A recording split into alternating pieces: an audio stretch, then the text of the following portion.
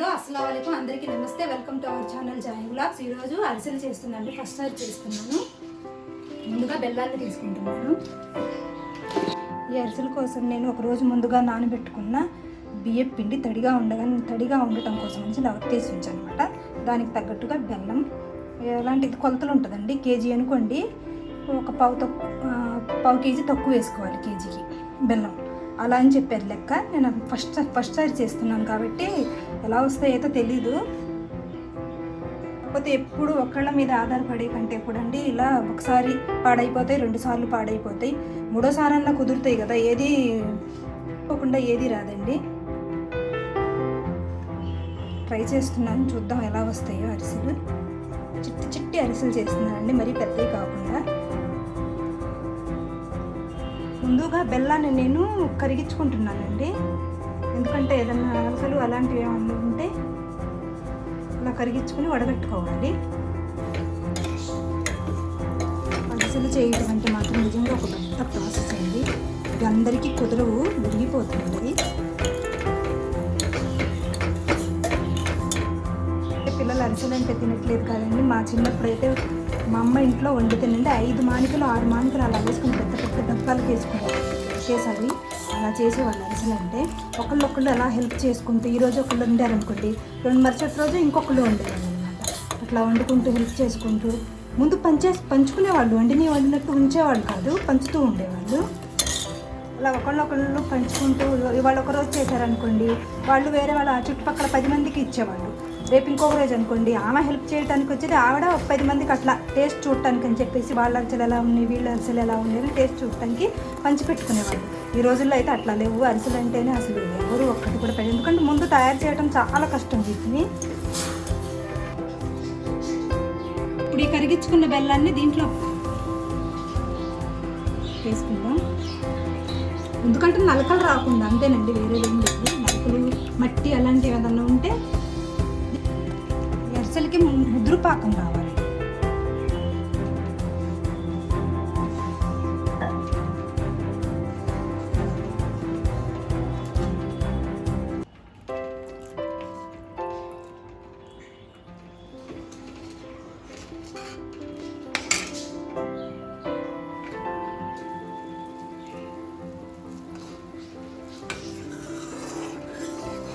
అరిసెలు అంటే మాత్రం మా ఇంట్లో ఎవ్వరికి ఇష్టం ఉండదండి. నాకు మాత్రం బాగా ఇష్టం. నువ్వులు వేసిన అరిసెలు అంటే చాలా ఇష్టం, బెల్లంతో చేసినవి. ఇదైతే నా కోసమే నేను వంట చేసుకుంటున్నాను.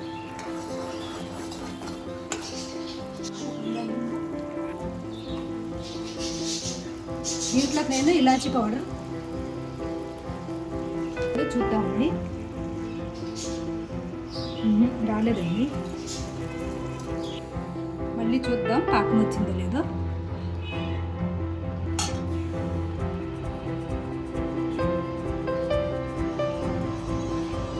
వచ్చేసిందండి, పాకం వచ్చినట్టే.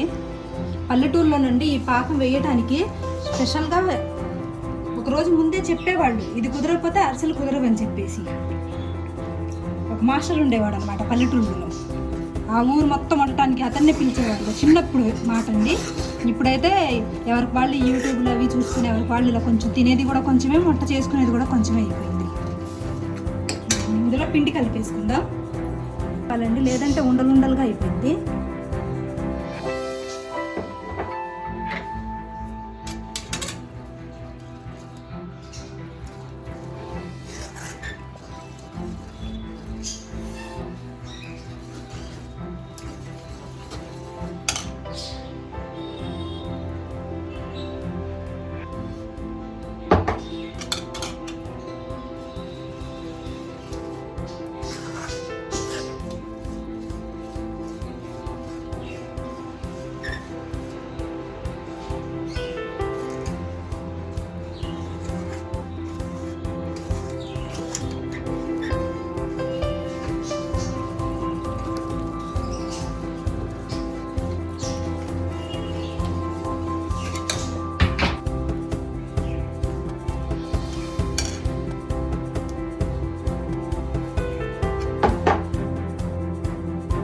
కలపటం అయిపోయిందండి, ఉండలు లేకుండా. ఇలా ఉన్నప్పుడే చూడండి ఎట్లా ఉందో. ఇలా ఉన్నప్పుడే 1 గంట పక్కన పెట్టేయాలి, ఎమ్మటే చేయకూడదు వేడి మీద. ఇప్పుడు ఈ మొత్తాన్ని గిన్నెలో తీసేసుకుంటున్నా.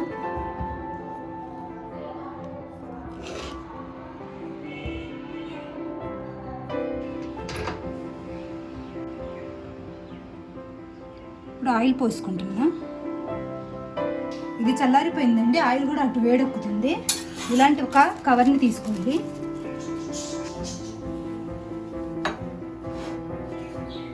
కొంచెంగా తీసుకొని నువ్వుల్లో కొంచెం అటు ఇటు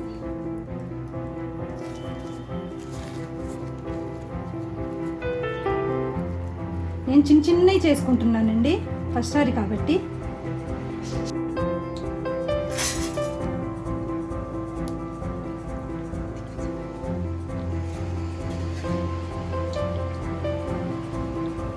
ఒకేసారి కలపకండి, అదే పైకి వచ్చింది.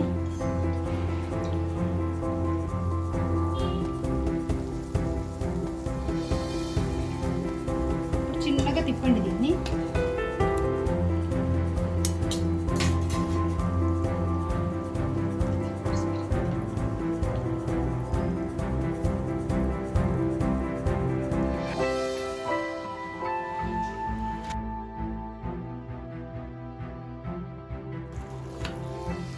ఇప్పుడు చిన్నగా ఒత్తేసుకుంటే సరిపోద్దండి. గట్టిగా ఒత్తి లోపల ఉన్న పిండి కూడా వచ్చేసింది.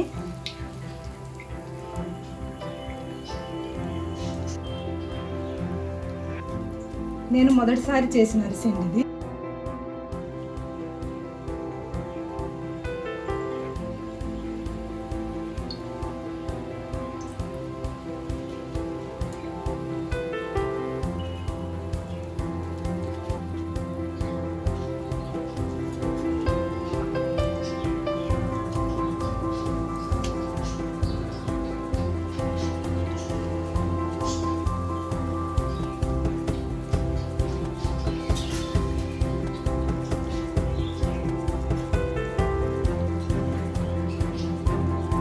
అని చెప్పేసి నేను ఇలా కళాయి నిండా వేయట్లేదు, ఒక్కొక్కటే వేసుకుంటున్నాను.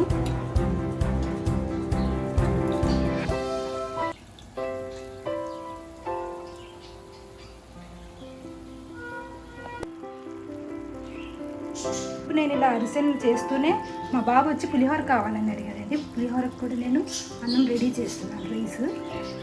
మా అక్క కంటే ఈ నువ్వుల అరిసెలు అంటే చాలా ఇష్టమండి. నువ్వులతో చేసిన అరిసెలు అంటే ఇప్పుడు నేను నా వీడియో చూసేసి నోరు ఊరిపోయి ఉంటుంది మా అక్కకి. ఇదైతే మా అక్క కోసమే. పోలిందే అడిగి ఫస్ట్ సారి చేసిన చూడండి, అరిసెలు అయితే చాలా బాగా. నువ్వులు కొంచెం ఎక్కువ పడ్డదండి. ఇష్టం లేని వాళ్ళు నువ్వులు వేసుకుని, నేను నువ్వులు ఎక్కువ తింటాను కాబట్టి కొంచెం నువ్వులు ఎక్కువ వేసుకున్నాను. కుదురు అని కూర్చోకుండండి. మొదటిసారి ట్రై చేసినా చూడండి ఎంత బాగా వచ్చాయో. ఈసారి ఇంకొంచెం బాగా చేస్తాను, ఆ వీడియో కూడా పెడతాను నేను. ఎవరన్నా పెట్టారనుకోండి, ఒకటో రెండో పెడతారు. ఇలా ఇంట్లో చేసుకున్నారనుకోండి ఇన్ని చేసుకోవచ్చు, చిట్టిగా అరిసెలు. చూడండి ఎంత చిన్నవి చేసుకున్నానండి నేను, చిన్న అరిసెలు.